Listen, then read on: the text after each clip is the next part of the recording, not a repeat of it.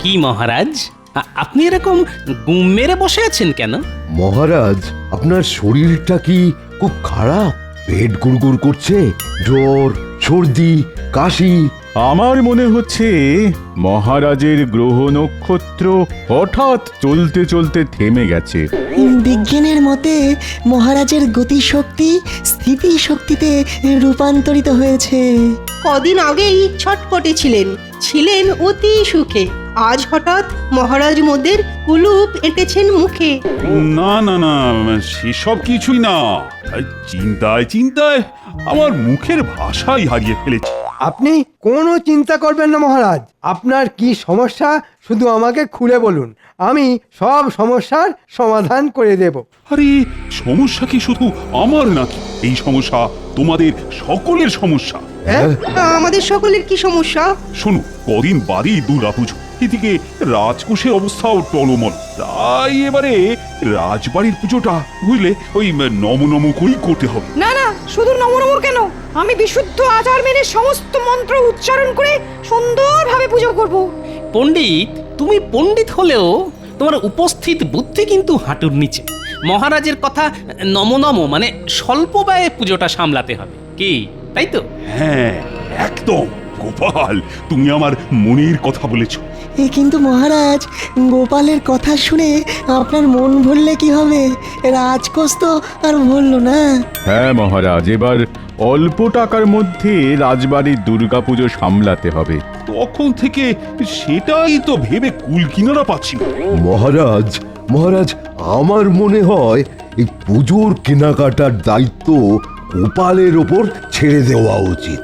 কেন কেন গোপাল কেন? কারণ গোপালের মতন কিপ্টে এ রাজ্যে আর একটাও নেই। হ্যাঁ, এটা তো রাজবৈদ্য একদম ঠিক কথা বলেছে। হ্যাঁ তাই তো, গোপালের মতো কিপ্টে তো এ রাজ্যে আরেকটা নেই। তাই এবারে দুর্গাপুজোর সমস্ত দায়িত্ব তোমার উপরে ছেড়ে দিলাম গোপাল। যথা আজ্ঞা মহারাজ, আমি মাথা পেতে দায়িত্ব নিলাম মহারাজ। মহারাজ, এই অধমের দিকেও একবার তাকান। আমিও দুর্গা মায়ের সেবায় নিজেকে উৎসর্গ করতে চাই। তাই সব দায়িত্ব গোপালকে না দিয়ে আমাকেও কিছু দায়িত্ব দিন। ও ভালো তো। আর শুধু তুমি কেন, তোমাদের সকলকেই কিছু কিছু করে দায়িত্ব নিতে হবে। গোপাল কেনাকাটা করবে, আর সব কার্যকলাপ নিয়ন্ত্রণ করবে তোমরা। পুজোর জোগাড় করবে, ভোগের রান্না সাহায্য করবে, রাজবাড়ি সাজাতে সাহায্য করবে। ধুর ধুর, ভাবলাম এই সুযোগে কিছু টাকা পয়সা হাতানো যাবে, মহারাজ সবটাই মাটি করে দিলেন। ধুর ধুর। তাহলে গোপাল, তুমি আজ থেকেই কাজে লেগে পড়ো। পুজো তো আর বেশি দিন বাকি নেই। যথা আজ্ঞা মহারাজ। এই তো যোদামণি, তোরা চলে এসেছিস। আপনার কথার খিলাপ করার মতন সাহস এখনো আমাদের হয়নি মন্ত্রী মশাই। যাই হোক, তোদের কিছু কাজ করতে হবে। কি কাজ মন্ত্রী মশাই? সবকিছুতেই রাজি, যদি পাই পয়সা করি আজই। ওরে ধৈর্য ধর, সময় মতো সব পাবি। আগে কি করতে হবে সেটা শোন। বলুন মন্ত্রী মশাই। তোদেরকে গোপালের পিছনে ছায়ার মতো পড়ে থাকতে হবে। মহারাজ গোপালকে পুজোর সব দায় দায়িত্ব দিয়েছেন। গোপাল কখন কি কাজ করছে সেই সব জেনে আমাকে জানাতে হবে। ব্যাস এইটুকু কাজ? হ্যাঁ, এইটুকু।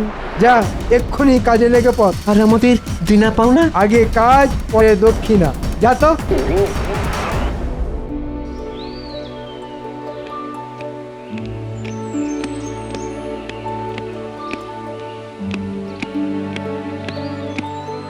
কি হরি, কি খবর? এই তো গোপাল দাদা, মায়ের প্রতিমা তৈরি। কালকে শুধু প্রতিমা রং করব আর কি। শোনো, এই টাকা কটা রাখো, যা প্রয়োজন হবে তুমি শুধু আমাকে বলবে। এবারে মহারাজ আমাকে দুর্গাপুজো পরিচালনা করার সমস্ত দায়িত্ব দিয়েছেন। আচ্ছা গোপাল দাদা। আমি আবার কালকে সকালে আসব। এখন যাই, একটু মহারাজের সাথে কথা বলতে হবে।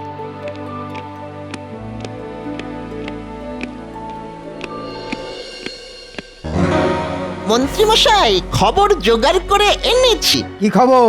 চটপট বলে ফেল। গোপালকে একটু আগেই দেখলাম রাজবাড়ির দালানে হরি কুমোরের সাথে কথা বলতে। আর তারপর ওই অন্দরমহলে মহারাজের সাথে দেখা করতে চলে গেল। হরির সাথে কি কথা বলছিল সেটা বল। হরিকে গোপাল টাকা দিল। হরি বলল প্রতিমা গড়ার কাজ শেষ, কাল থেকে শুরু হবে প্রতিমা রং করার পালা। আচ্ছা ঠিক আছে, তোরা যা, এবার যা করার আমি করব। আমাদের বকশিসটা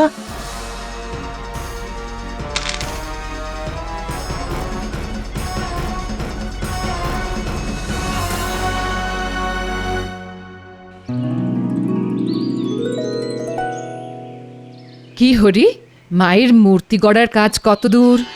এই তো রানীমা, হয়ে এসেছে, শুধু চোখ মুখ আঁকা বাকি। আচ্ছা ঠিক আছে ঠিক আছে, সকালে কিছু খেয়েছো? না রানীমা, এখনো কিচ্ছু খাওয়া হয়নি, বাড়ি গিয়ে খাবো। তুমি আগে তাড়াতাড়ি এসে খেয়ে নাও। রাজবাড়িতে কেউ অভুক্ত থাকে না, সে মহারাজ হোক আর সামান্য কর্মচারী হোক। আচ্ছা রানীমা, এক্ষুনি আসছি। এই তো সুযোগ, এবার গোপালকে ঠিক চাপে ফেলা যাবে।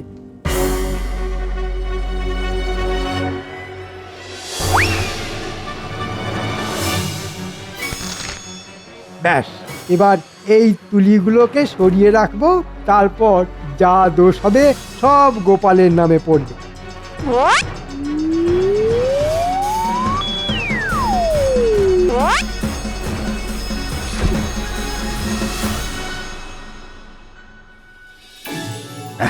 রাজবাড়ির দুর্গাপুজোর কাজ বেশ জোর কদমে শুরু হয়ে গেছে। আমি গোপালের তৎপরতা দেখে বেশ খুশি হয়েছি। সে তো বুঝলাম মহারাজ, এবার আমাদের খুশি করার বন্দোবস্তটাও করুন। এই কদিন বাদেই পুজো শুরু হয়ে যাবে, কিন্তু এখনো পুজোর এবারের ভাতাটা পেলাম না। আরে পাবে পাবে, সব পাবে, একটু ধৈর্য ধরো না বিজ্ঞানী।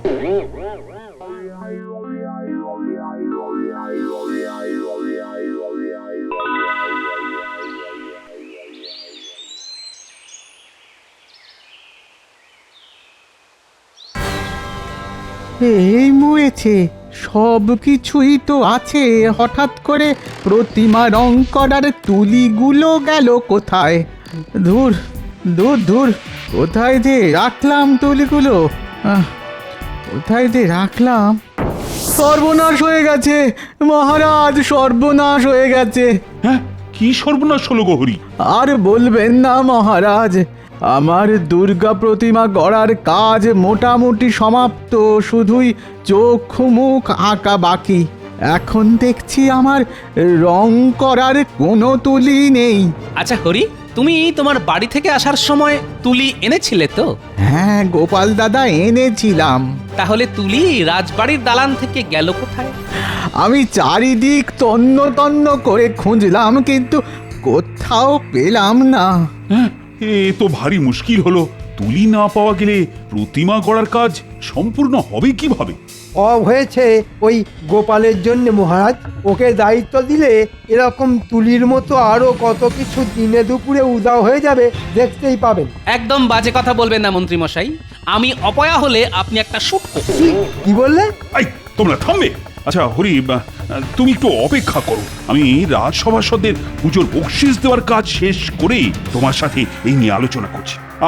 তোমরা সবাই সারিবদ্ধভাবে সামনে এসে দাঁড়াও আর একে একে পুজোর বকশিস নিয়ে যাও। প্রথমে আসবে রাজবৈদ্য।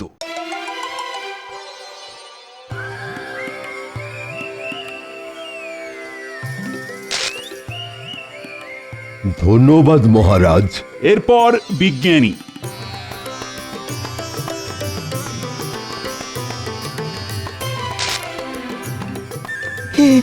অসংখ্য ধন্যবাদ মহারাজ, ধন্যবাদ। এবার আসবে গোপাল।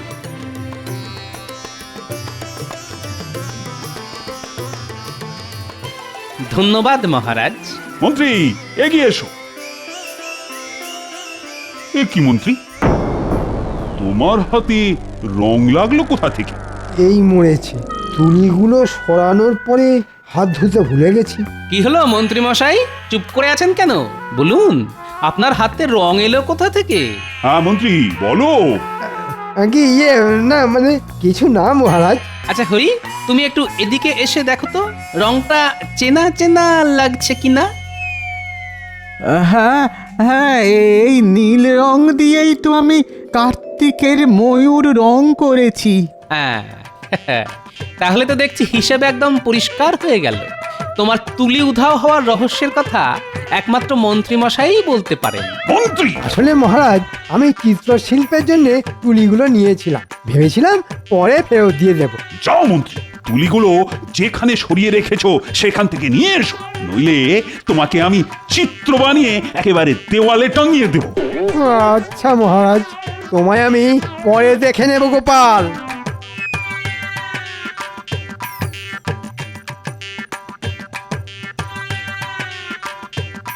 দেখলেন মহারাজ, মন্ত্রীমশাই হিংসায় আমার উপর দোষারোপ করতে চেয়েছিলেন, কিন্তু সেসব ভেস্তে যাওয়ায় মন্ত্রীমশাই রাগে একেবারে গজগজ করছেন। ছাড়ো গোপাল, মন্ত্রীর কথা ভুলে যাও, আর সাবধানে বুঝে শুনে সব কাজ করো। ও দাদু, দাদু তোমার হাতে ওগুলো কি গো দাদু? দাদু, ও দাদু, আমাদের জন্য কি এনেছো? ও দাদু, এবার পুজোয় আমাদেরকে কিছু কিনে দেবে না? ও দাদু। আরে আরে দাঁড়া দাঁড়া, সবার জন্য সব কিনেছি। এই নে, এটা পুঁটির পুজোর জামা, এটা ন্যাপলার, এটা গুলটের, আর এটা ট্যাপার, আর এটা পুঁচকের। তুমি খুব ভালো দাদু। খুব ভালো। এবার আমরা পুজোয় দারুণ মজা করব। শোন, তোদের একটা কাজ করতে হবে। ঠিক আছে দাদু। আমাদের মন্ত্রী মশাইয়ের পিছনে ছায়ার মতো পড়ে থাকতে হবে। ছায়ার মতো? হ্যাঁ, লুকিয়ে লুকিয়ে মন্ত্রী মশাই কখন কি ছলাকলা করছেন সব জানতে হবে। কেন দাদু? তোরা তো জানিস মন্ত্রী মশাই আমার উপর চিরকাল শুধু হিংসা করে এসেছে। এবারে মহারাজ আমাদের রাজবাড়ির দুর্গাপুজোর সমস্ত দায়িত্ব আমাকে দিয়েছেন, তাই ওনার হিংসা দ্বিগুণ হয়ে গেছে।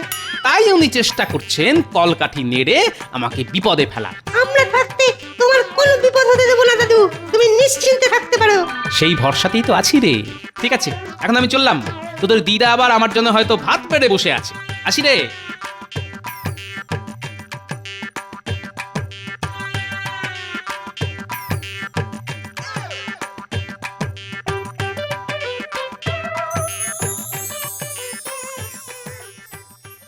দেখেছো, মানুষটার কোনো কাণ্ড জ্ঞান নেই।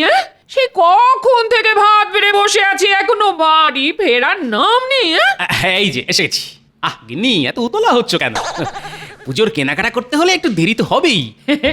তা আমার জন্য কি কিনেছো শুনি? জামদানি, বেনারসি, নাকি ঢাকাই মসলিন? এনেছি যখন নিজের চোখেই দেখে নাও। বাবা, দেখেই না তোমার চোখ একেবারে ছানা বড়া হয়ে যাবে। কই কই দেখি দেখি। এই যে দেখো গিন্নি, তোমার জন্য পুজোর শাড়ি। মাগো, এ তো সামান্য একটা তাঁতের শাড়ি। দূর, কি বলছো কি গিন্নি? তাঁতের শাড়ি সামান্য? তাঁতিরা কতদিন ধরে তাঁত বুনে এই শাড়ি তৈরি করে জানো? ভাবলাম জামদানি, বালুচরি কি ঢাকাই মসলিন কিছু একটা আনবে আমার জন্য। দূর, শুধু শুধু তোমার কথা ভাবলেই বুঝি চলবে? ওই নাতি নাতনিদের কথা তো ভাবতে হবে নাকি? সবকিছু বুঝে শুনে চলতে হবে তো। ঠিক আছে ঠিক আছে ঠিক আছে, এখন খেয়ে নাও। আমি পুজোতে তাঁতের শাড়ি পরেই ঘুরবো, রাজবাড়ির বউ হওয়ার ভাগ্য করে তো আর আসিনি। দাদু, দাদু বাড়ি আছো? ও দাদু, দাদু, ও গোপাল দাদু বাড়ি আছো? কি হয়েছে রে ন্যাপলা গুলটে? দাদু, তুমি তো আমাদেরকে দায়িত্ব দিয়েছিলে মন্ত্রী মশাইয়ের পেছনে ছায়ার মতো পড়ে থাকতে। জানো দাদু কি হয়েছে? আরে কি হয়েছে সেটা না বললে জানবো কি করে? মন্ত্রী মশাই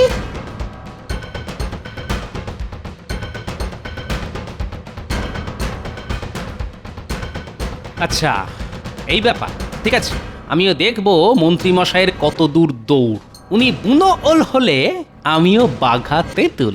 একটা কথা ন্যাপলা গুলটে, তোরা যে এই কথাটা জানতে পেরেছিস সেটা একদম কাউকে জানতেও দিবি না, বুঝতেও দিবি না।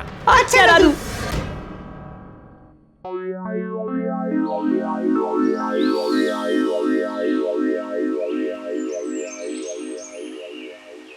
কি গো, বাড়িতে বসে আছো কেন?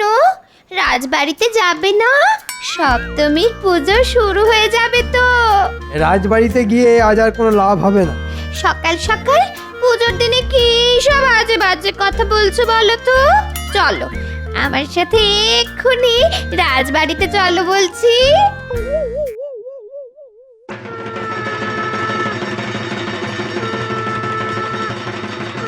দেখো সবাই, এবারের রাজকোষের অবস্থা খারাপ হওয়া সত্ত্বেও গোপাল নিজে দাঁড়িয়ে থেকে কত সুন্দরভাবে সমস্ত পুজোর আয়োজন করেছে।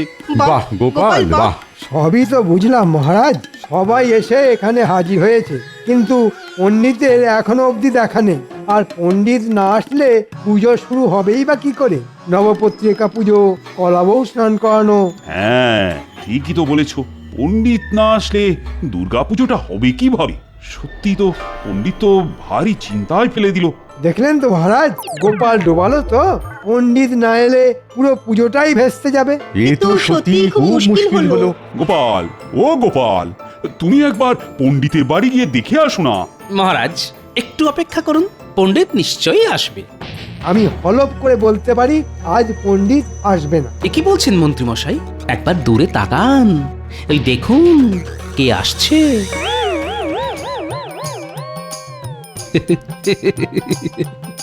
পণ্ডিত এখানে কি করে? পণ্ডিত রাজবাড়ির পূজারী, তা এখানে আসবে না তো কোথায় যাবে? হ্যাঁ, না আমি তো কি বলছো মন্ত্রী? না, কিছু না কিছু না, এমনি এমনি। কি মন্ত্রী মশাই অবাক হয়ে গেলেন? আপনার পরিকল্পনা ভেস্তে গেল তো? কিসের পরিকল্পনা? কিসের ভেস্তে যাওয়া? তাহলে শুনুন, আমি ঘটনাটা বলি। আমাকে মহারাজ দুর্গাপুজোর দায়িত্ব দিয়েছেন বলে মন্ত্রী মশাই প্রথম থেকেই আমার উপর হিংসাতে জ্বলে পুড়ে মরছেন। তাই তিনি প্রথমে কুমোরের তুলি সরান, যাতে কুমোর প্রতিমা গড়ার কাজ না শেষ করতে পারে। তারপর হাতে নাতে মন্ত্রীর প্যাঁচ ধরা পড়ায় তিনি অন্য পরিকল্পনা করেন।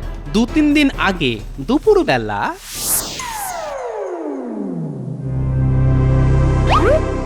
কি ভগবান, বাড়ি আছো?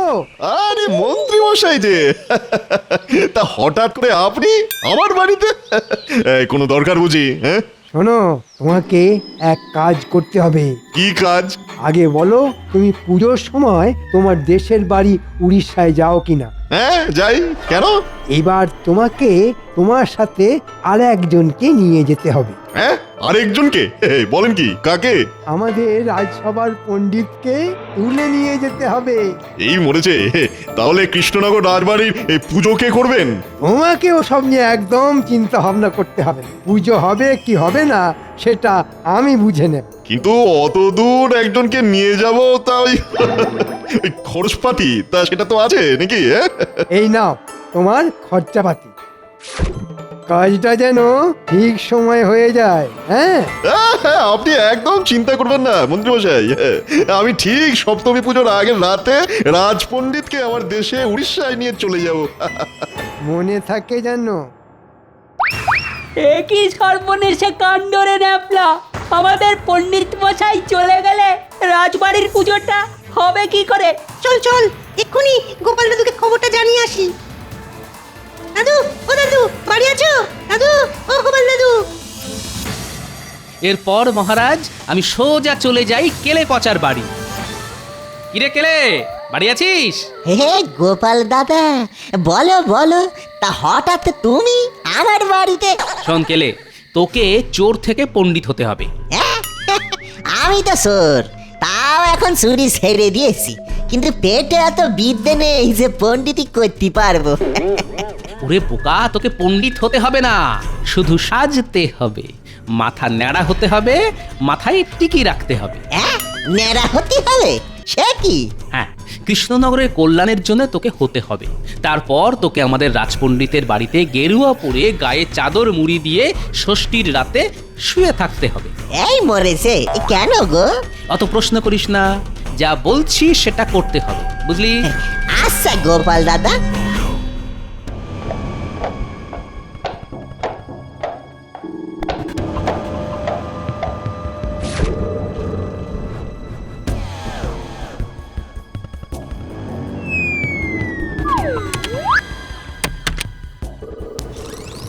ওই তো এই পণ্ডিত চাদর মুড়ি দিয়ে শুয়ে আছে, এবার বেটাকে বেঁধে গরুর গাড়িতে তুললেই কাজ শেষ।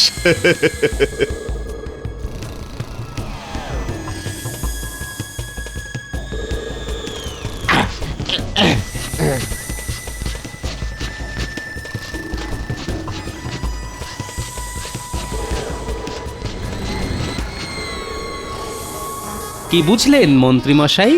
আসল পণ্ডিত এখানে পুজো করতে এলো, আর পণ্ডিত রূপী কেলে পচা এখন উড়িষ্যায়। সাবাস গোপাল, সাবাস। আজ তোমার বিচক্ষণতার জন্য পুজোটা হচ্ছে, নইলে যে সব কিছু ভেস্তে যেত। যা, আমার সব চাল ভেস্তে গেল। মন্ত্রী, আজ আমি তোমাকে শুলে চড়াবো। থাক না মহারাজ, শুভ দিনে আর ছুঁচো মেরে হাত বন্ধ করবেন না। না না না না, শাস্তি তো মন্ত্রীকে পেতেই হবে।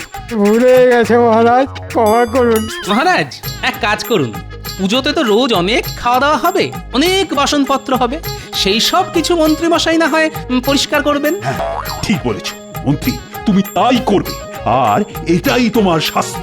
তাহলে আর দেরি কেন, পণ্ডিত মশাই সপ্তমীর পুজো শুরু করুন। হ্যাঁ নিশ্চয়ই নিশ্চয়ই। বলো জয় মা দুর্গা। জয় মা দুর্গা। জয় মা দুর্গা।